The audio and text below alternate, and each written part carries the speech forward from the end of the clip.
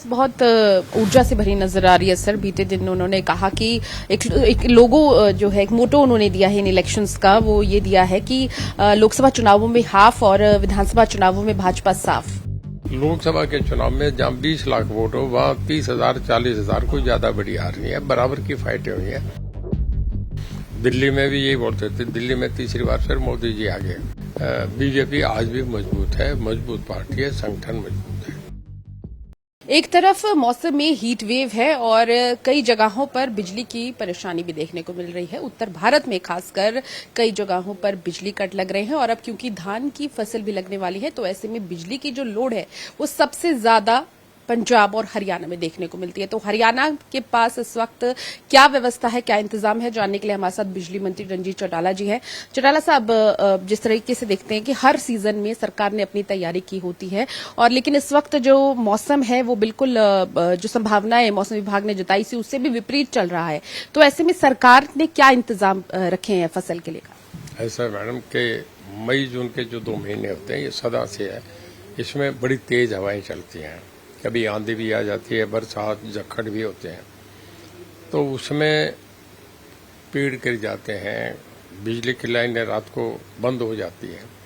ऐसे करके सदा से एक नेचुरल फिनोमेना है और कभी कभी कट लग जाते हैं, पर वो कट ऐसे लगते हैं कि लाइन खड़ी करी 2 घंटे बाद फिर रिपेयर हो गया, ये करके हो जाते हैं। कई बार लोड ज्यादा होता है क्योंकि इन दिनों में मई जून में मैक्सिमम कंजम्पशन होती है, पूरे साल का सबसे ज्यादा मई जून जुलाई होता है। इसमें जब ज्यादा लोड बढ़ जाए तो फिर स्पार्क होकर तारें भी स्पार्क हो जाती है, उसका ट्रांसफार्मर भी जल जाता है ज्यादा लोड से, तो फिर उसे रिप्लेस करते हैं। ये करके कभी कभार कट लगते हैं, ये मई जून में होता है, पर वो बड़ा टाइमली होता है, 1 घंटे का, 1.5 घंटे का, 20 मिनट का, उसके बाद ठीक हो जाता है। तो इस तरीके से होते हैं, बाकी नहीं। हम पे तो 14,000 मेगावाट है। हमारी इस सीजन में जो मैक्सिमम आज से 1 हफ्ता पहले 11,000 मेगावाट कंजम्पशन थी, 21 करोड़ यूनिट, और हम पे 3,000 मेगावाट स्पेयर है। तो बिजली की कमी की वजह से नहीं थी, वो उसके कारण थे कि हवाएं चलना, तेज आंधी आनी, बरसात आनी, उसकी वजह से। और आज भी वो पंजाब में ऐसा होता है कि उन्होंने देखिए पिछले साल मॉर्निंग 7 से 2 तक ऑफिस रख के बिजली 3 इंच करके टाइम भी बदल दिया था। हमारे यहाँ तो बाहर की इंडस्ट्री आ रही है, कितना दिल्ली के जो आप रेजिडेंशियल एरिया हमारे DLF, यूनिटेक, आंसर, TDI, वाटिका, ये सब जो ग्रुप बन रहे हैं उसमें हमारे सब में हम AC दे रहे हैं। सब हमारी तो 25% हर साल कंजम्पशन बढ़ती है, तो भी हम मीट आउट करते हैं। कभी हरियाणा में नहीं देखा होगा धरने लगे होंगे, थर्मल्स को घेराव कर लिया, ऐसा कभी भी नहीं होता। हमारी दोनों कंपनीज, ये तो रिकॉर्ड की चीज है। 2 डिस्ट्रीब्यूशन कंपनी है, DHVBN, UHVBN, टोटल 47 कंपनीज हैं डिस्कॉम की गवर्नमेंट ऑफ इंडिया में। उसमें हमारी 5वें छठे पे है। हम दोनों कंपनी A+ है। A+ होने का मतलब बहुत बढ़िया, हमारी प्रेसिडेंट से मैं अवार्डेड हूँ, अभी राष्ट्रपति से हम 2nd स्टेट पे, हम कर्नाटक के बाद नंबर 2 रहे हैं। तो ये तो हवा की बातें हैं, कुछ नहीं। हालत पंजाब में बुरी है। हम कभी, हमारी चारों कंपनी का आज तक रिकॉर्ड रहा है कि हम डिफॉल्ट नहीं हुए। हमें कभी भी पैसा चाहिए किसी भी सेंट्रल गवर्नमेंट एजेंसी से हमें तुरंत मिलता है, हम सब में A1 है। सर, अगर हम बात करें कि बिजली के जो साधन है या स्रोत है जिन्हें हम कहें, कहाँ से बिजली लेते हैं, हरियाणा की अपनी कंजम्पशन कितनी है? देखिए, हमारे अपने थर्मल्स हैं, 1200 मेगावाट का हमारा खेदड़ में है, फिर अगला 750 मेगावाट हमारा यमुनानगर में है, 1200 मेगावाट हमारा यहाँ इसमें पानीपत में है, जार्ली में हमारा एक बड़ा शेयर है। तो हमारी अपनी वो है। इसके बाद कुछ हमें सेंट्रल गवर्नमेंट से भी मिलता है और फिर उसके बाद हमारा अडानी से भी है। जैसी जरूरत होती है हम एग्रीमेंट करके लेते हैं, पहले से पावर परचेज एग्रीमेंट कर लेते हैं।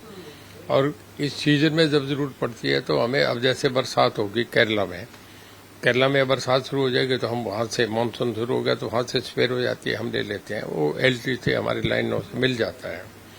और इसके बाद मतलब कभी भी पावर के हम महंगी सस्ती भी बाजार से लेने पड़े तो लोगों का इंटरेस्ट हमारे लिए बड़ा है कि उन्हें गर्मी की दिक्कत ना आए, हम वो भी लेके देते हैं, कोई इश्यू नहीं है। कह सकते हैं कि सरप्लस स्टेट है सर इलेक्ट्रिसिटी में, देखिए पंजाब जैसे कहते हैं। नहीं, पंजाब सरप्लस नहीं है। पंजाब में तो पिछली बार 7 से 2 तक कट लगते रहे। पंजाब में तो हालत बुरी है। हाँ, उनका तो यहाँ कई बार पिछली बार थर्मल भी में कोयला भी नहीं था।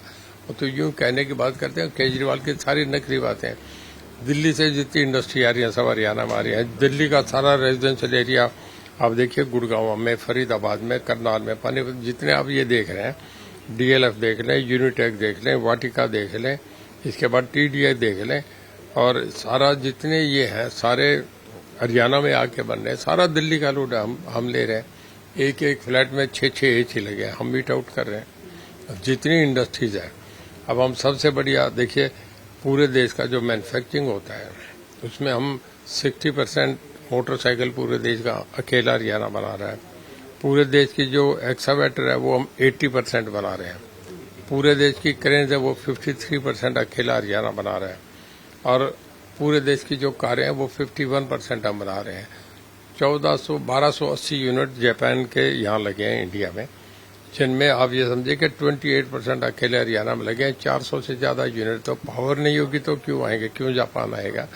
अब ये हवा में पंजाब वाले बातें करते हैं, बिना कोई बेसलेस बातें। पावर मिनिस्ट्री जो है वो पूर्व मुख्यमंत्री मनोहर लाल खट्टर जी के पास है, तो क्या उनके से आपकी डिमांड रहेगी, मुलाकात करेंगे? यहाँ चीफ मिनिस्टर थे पहले टर्म में, पावर उनके पास अपने पास थी। उन्होंने बहुत सुधार किया, मीटर बाहर निकलवाए, लाइन लॉस कम करवाया, और अब हमारा लाइन लॉस आज ये समझे कि हम 9% पे आ रहे हैं, 1 डिजिट में आगे। ये सारा उन्होंने बहुत अच्छा करा। इस करके आज उन्हें पावर भी दिल्ली में दी गई, बहुत बड़ा महकमा है। इसके बाद उन्हें दूसरा अर्बन लोकल बॉडीज दिया है, बहुत बड़ा महकमा है। तो माननीय मुख्यमंत्री जी का 8 साल का, 9.5 साल का जो एक्सपीरियंस था, उसको देख के मोदी साहब ने उन्हें बहुत ऑनर करा है, बहुत विश्वास करके उन्हें बहुत बड़े महकमे दिए। कांग्रेस बहुत ऊर्जा से भरी नजर आ रही है सर। बीते दिन उन्होंने कहा कि एक लोगो जो है, एक मोटो उन्होंने दिया है इन इलेक्शंस का, वो ये दिया है कि लोकसभा चुनावों में हाफ और विधानसभा चुनावों में भाजपा साफ। हर बार वो हर चुनाव में ये बोलते हैं, पर जब रिजल्ट आते हैं तब सरकार से बाहर हो जाते हैं। पिछले 10 साल से बोले जा रहे हैं, अब तक तो नहीं आए। दिल्ली में भी यही बोलते थे। दिल्ली में तीसरी बार फिर मोदी जी आ गए, और यहाँ भी तीसरी बार फिर बीजेपी आएगी। फिर वो सब मान लेंगे। ये तो 3 महीने की बात, बाद में तो मानना पड़ेगा सब।